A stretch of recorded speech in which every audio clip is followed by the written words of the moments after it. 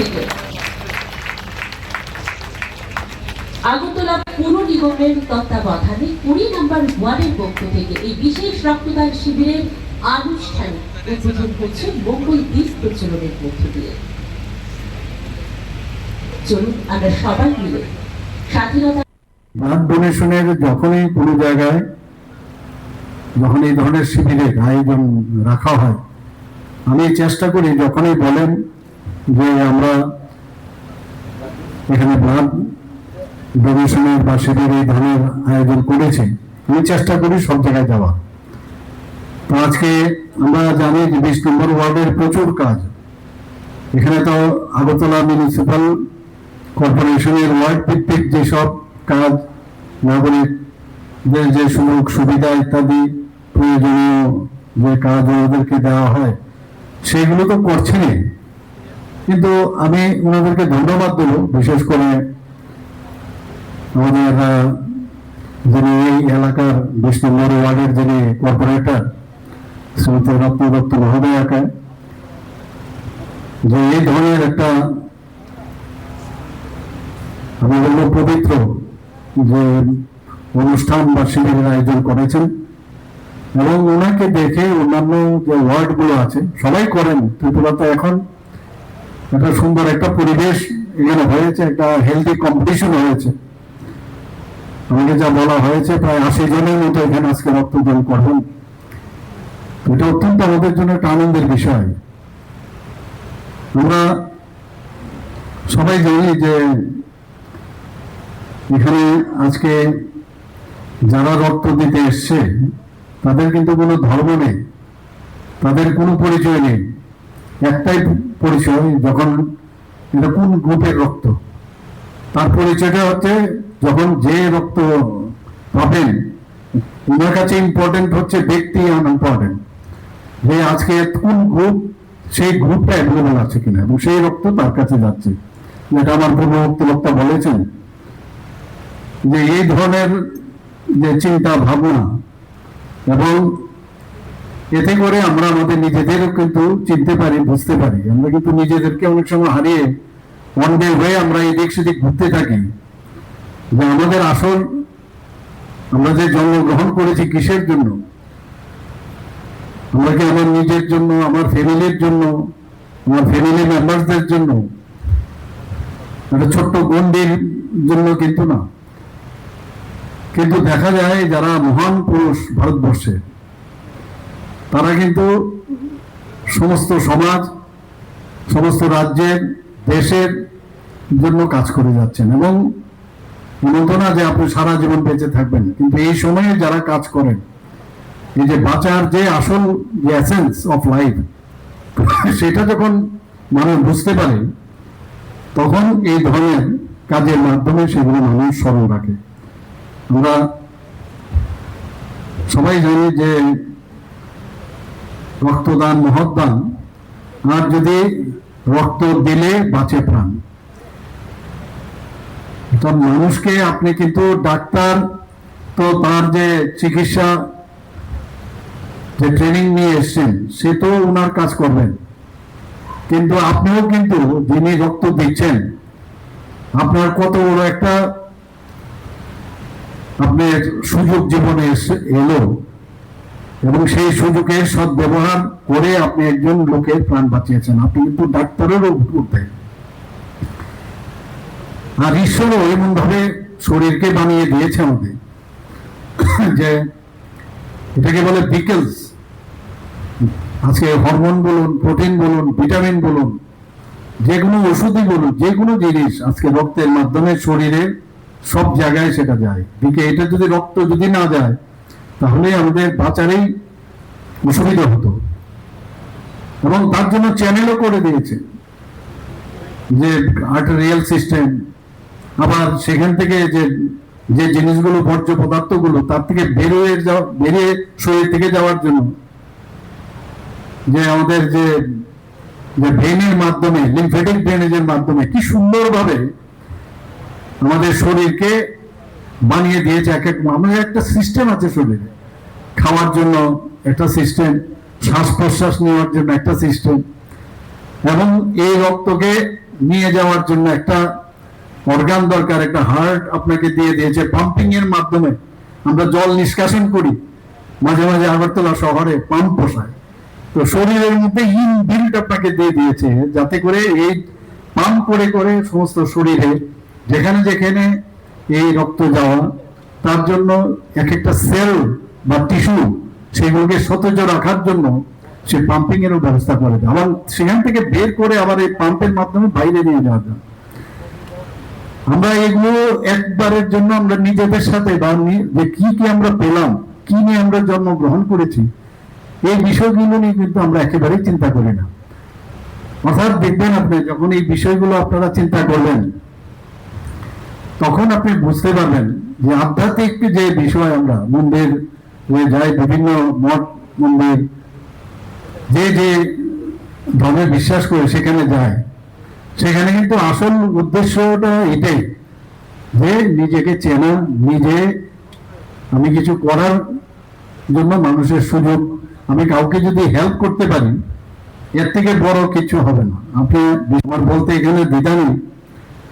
আমি যখন গাড়িতে আসছিলাম, হঠাৎ করে একটা মেসেজ আমি দেখলাম, আমি চিনি না ভদ্রলোক, এবং উনি আমাকে বলছেন, স্যার আমি বেঙ্গালোরে আমার মেয়ে,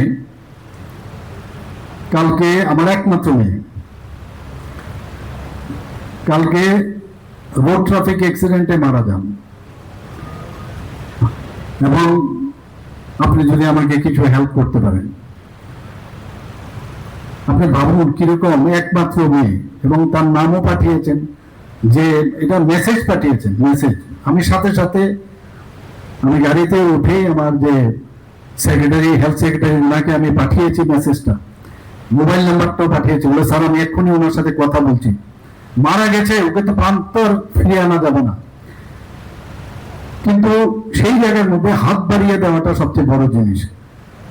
এরকম অনেক অসংখ্য ধরনের উদাহরণ রয়েছে, ইমিডিয়েটলি এখানে বের করা যাবে না। আমি সাথে সাথে কিন্তু ওনাকে বলেছি, আপনি কথা বলুন, কথা বলে কি কি প্রয়োজন, কি করতে হবে সেটা আমরা করবো, নিশ্চয়ই করবো। এই যে বিষয়গুলো আছে, এই যে মানবিক যে বিষয়, সেটা আমাদের কোভিডের সময় আপনারা দেখুন কি অবস্থাটা ছিল।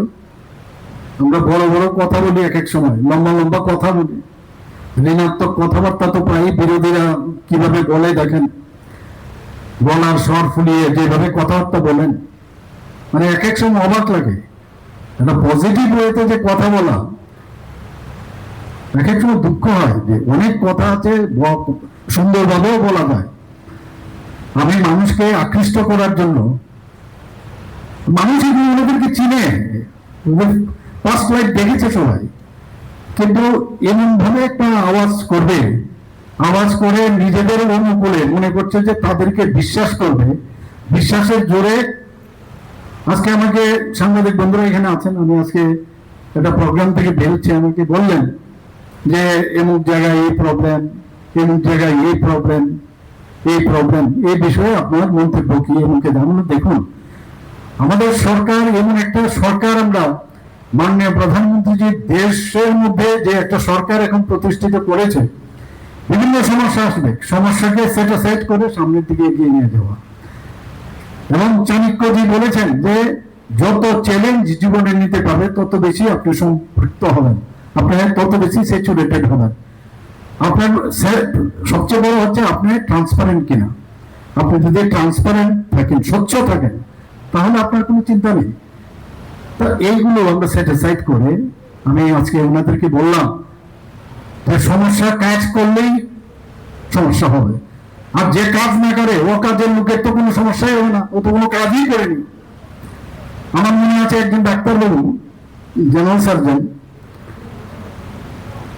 উনি প্রমোশন পেয়ে যাচ্ছেন, assistant professor, associate professor, professor, কিন্তু he was a very good student, কিন্তু সার্জারি করে না, অথচ প্রমোশন পেয়ে যাচ্ছেন। কাজেই উনার কিন্তু কোনো পেশেন্টের কোনো সমস্যা হবে না, কারণ সার্জারি করে না, তো পেশেন্টের সমস্যা কি হবে? এখন আমি যখন ডাক্তারি করবো, আমি যদি পেশেন্টের 100-র মধ্যে একজন পেশেন্ট মারা যেতে পারে বা কমপ্লিকেশন হতে পারে, তো আমরা এই কথাটাই বারবার বলার চেষ্টা করছি, কাজ আমরা করছি, কাজ ছাড়া কোনো কথা নাই। আমি দিল্লিতে গেছি, I was about to stay there, কিন্তু একদিনের জন্য আমি চলে আসতাম আবার এখানে। আমি এসে এখানে সকাল থেকে কালকের দিনটা আমি পেয়েছি, পুরো কাজ করেছি, আজকেও কয়েকটা কাজ করছি, মনে করবো। তো এই যে কাজের মাধ্যমে নিজেকে মানুষের সাথে নিজেকে একটি রাখা, তো এরা এই কাজটা না করে আমরা ওদের তো মানুষ টেস্ট করে দেখেছে অলরেডি যত রকমের সমস্যা ওদের সময়ে সৃষ্টি, আর এই সমস্যা আজকে আমাদের সমাধান করতে হয়। প্রচুর সমস্যা ওদের ক্রিয়েটেড, এগুলো বিষয়ে আমাদের ফিনান্স মিনিস্টার অলরেডি বলেছেন। আজকে জুডিশিয়াল বিষয়ে হোক, আজকে অনেক বিষয়, সেগুলো কিছুদিনের মধ্যে আপনারা শুনতে হবে। That created all this things, চাকরির বেলায় হোক, সব ক্ষেত্রে সমস্ত সমস্যা ওরা করে গেছে, আমাদের প্রবলেম হয়। আর এমন একটা ভাব যে এটা আমরা করেছি নিজেদের সময় এগুলো সৃষ্টি করা। 2005 থেকে তাদের এই সমস্যা সৃষ্টি করেছে। এক একটা জিনিস আমি বলেছি, সেগুলোর উত্তর তাদেরকে দিতে হবে। জল জমেছে, আপনাদের সময় জল জমতো না? হ্যাঁ, বলতেন কড়াইয়ের মতো আগরতলা, আমার মনে আছে এখনো। এই কড়াইয়ের জল তো, আর আমরা কালকেও মিটিং করে আমরা বলছি যে যেভাবে আমরা একের পর এখানে মাননীয় মেয়র সাহেব আছেন, কতগুলো পাম্প মেশিন আমরা লাগিয়েছি, আরো পাম্প মেশিন লাগাবে। ভারতবর্ষের কোথাও পাম্পের মাধ্যমে আগরতলা যেভাবে জল নিষ্কাশনের ব্যবস্থা, কালকে আরো কোন জায়গার মধ্যে গ্রেভিটেশনের কারণে জলগুলোকে কোথাও সরানো যায় কিনা, এই ব্যবস্থা নতুন কোন আমাদের টেকনোলজি আছে কিনা। তো এই যে এগুলো তো আগে ছিল না। আর আমরা রাস্তাগুলো এখন, এবং 1 ঘন্টা আর বেশি তার বৃষ্টিপাতের উপরও ডিপেন্ড করে, ম্যাক্সিমাম 1 থেকে 2 ঘন্টার পরে জল বেরিয়ে যাচ্ছে। কিন্তু এগুলো ফটো তুলে দেখাচ্ছে এখন।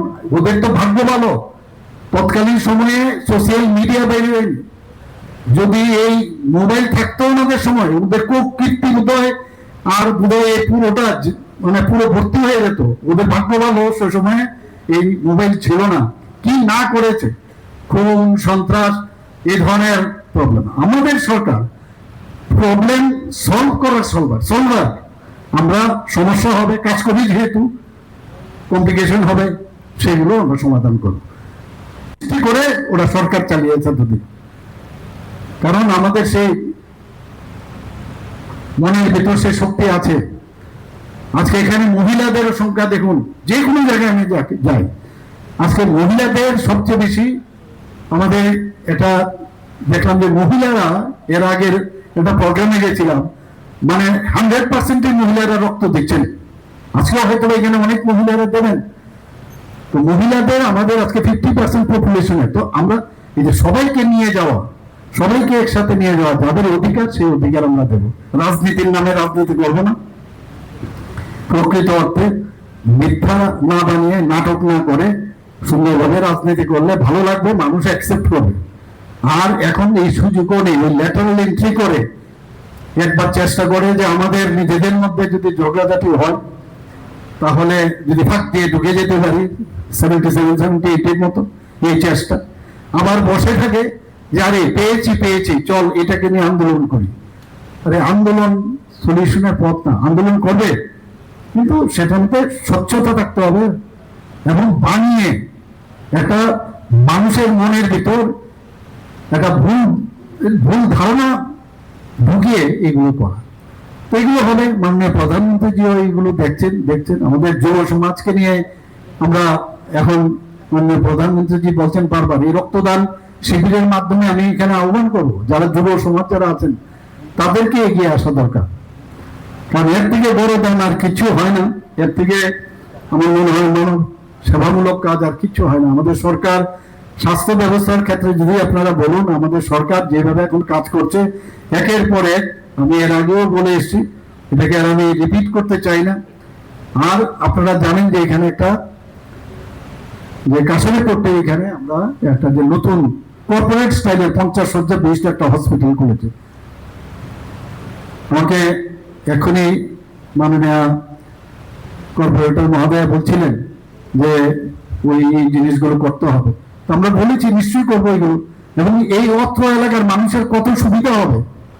এবং সবচেয়ে সুবিধা হলো যে আপনার কোনো রকম মানে প্রেসক্রিপশন নিয়ে যেতে হবে না, আপনার এখানে সব আছে, ইনবিল্ট সব, মানে ডিজিটাল ব্যবস্থার মাধ্যমে আপনি খালি যাওয়া, আপনি বলবেন যে আমার এই নাম্বার, স্ক্যান করে আপনাকে পুরো ইতিহাস দিয়ে দেবে, এখন আপনার কি সমস্যা বলবেন। তো এইভাবে একটা আধুনিক একটা হসপিটাল আমরা করেছি। আইজিএম হসপিটালের যিনি মেডিকেল সুপারিনটেন্ডেন্ট, ওনার আন্ডারে সেটাকে রাখা হয়েছে।